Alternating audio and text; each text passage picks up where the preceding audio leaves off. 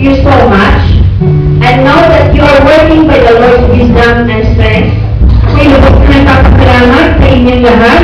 Alam ko na kayo ay gumagawa. Ano nangyari? Napito kayo.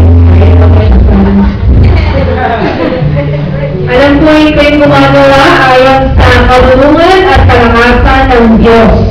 And in unity and love as believers in Christ Jesus. At kayo ay gumagawa ng may pagkakaisa at pag-ibig bilang mga anak ng Diyos at mananampalataya kay Jesus Cristo. I am reminded of the Lord's words Ako napapaalalahanan ng mga salita ng Diyos that it is by their love na sa pamamagitan ng pag-ibig natin that they will be known to be His. at tayo makikilala na sa Diyos. It is not about how grand is one's ministry, Hindi na mahalaga kung gano'n kalaki ang ating ministeryo as one can give anyway, one's body to be burned. sa Biblia, maaaring ang ibigay mo yung katawan mo para sunugin. Yet, according to the Lord, if they have not love, Pero sabi ng Panginoon, kung hindi ka umibig, they have nothing. iyon ay baliwala. Neither is it not how small is the ministry, Hindi rin mahalaga kung maliit yung ministeryo ninyo. but how wonderful to have the Lord's life working through you. Ang pinaka-kumangha-mangha o mahalaga ay yung buhay ng ating Panginoon nakikita sa ating buhay.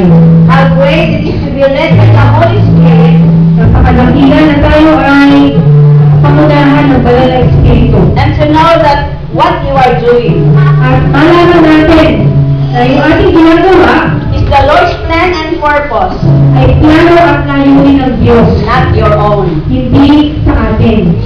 For this to be done by His love abiding in you, Para magawa natin ito, tayo ay nanatili sa pag-ibig ng Diyos na nasa atin. is what makes this real and eternal lasting. Ito ang nagpapatotoo sa ating ginagawa at ito ay ang tunay ng pagiging panghabang buhay na ating ginagawa.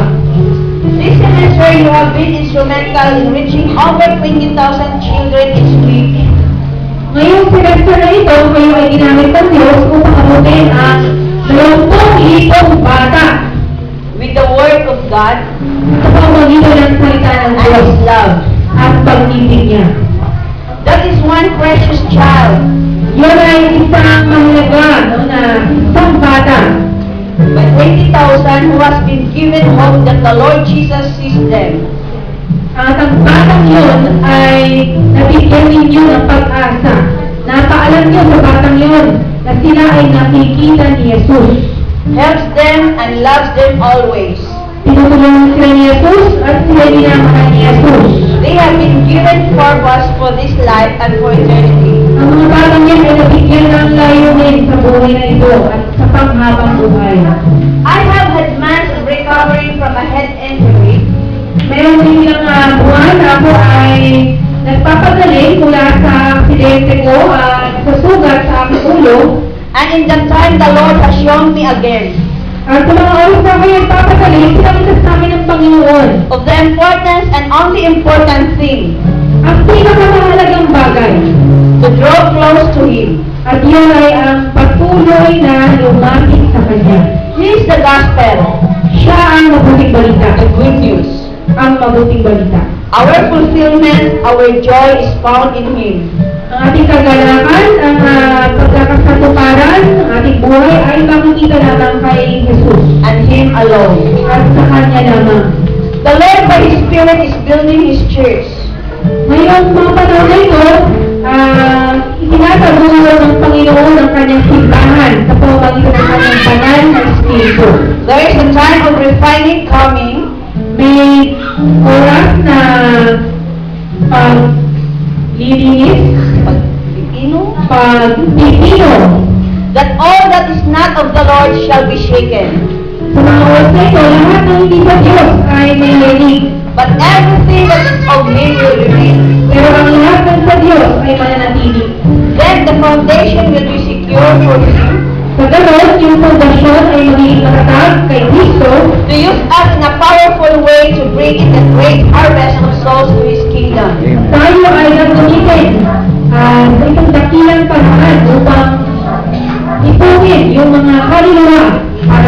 Panginoon at sa kanyang pangyarihan. This Christmas time, Ngayong Pasko, I pray that you will focus on Him, dalangin ko na kayo ay mag-focus kay Jesus. that you will experience Him as alive in you, Na maranasan niyo na siya ay buhay sa inyo. and you will rest in His presence. At kayo ay magkakaroon ng kapahingahan sa kanyang presensya. May you boast only about the cross of Jesus Christ, Nawa tayo ay magmalaki lamang doon sa krus ni Yesu Cristo. and experience the power of His resurrection. At maranasan natin yung kapangyarihan ng kanyang muling pagkabuhay.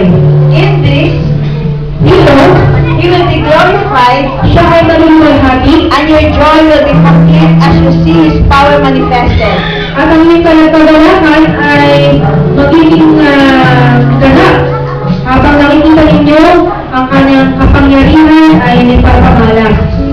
Expect great miracles, they are coming. Dahil nagpatuloy na umasa na makita yung mga himala, ito'y darating. I have missed you, and yet you are close to my heart. Namiss ko kayo, pero alam ko na kayo ay malapit sa aking puso. I will see you again in January, Makikita ko kayo ulit sa Enero, and together we will carry out His great end time plan. at tayo ay sabay na ipapabuhay yung dakilang plano ng Diyos sa mga end times na ito. Continue to see the Lord Jesus in each other, Patuloy niyo tingnan si Jesus sa inyong kapwa. and truly love one another. Patuloy ninyo ibigin ang isa't isa. One day, Isang araw, it will be known that we are the children of God, malalaman ng lahat na tayo ang mga anak ng Diyos. and that Jesus Christ is the King of kings and the Lord of lords. At si Yesu Cristo ang hari ng mga hari at Panginoon ng mga Panginoon. Much love, grace, and peace to you all. Pag-ibig, grasya at kapayapaan sa mapapainyong lahat. In Him, Pastor Wendy. Kay Cristo, sa Wendy Boston.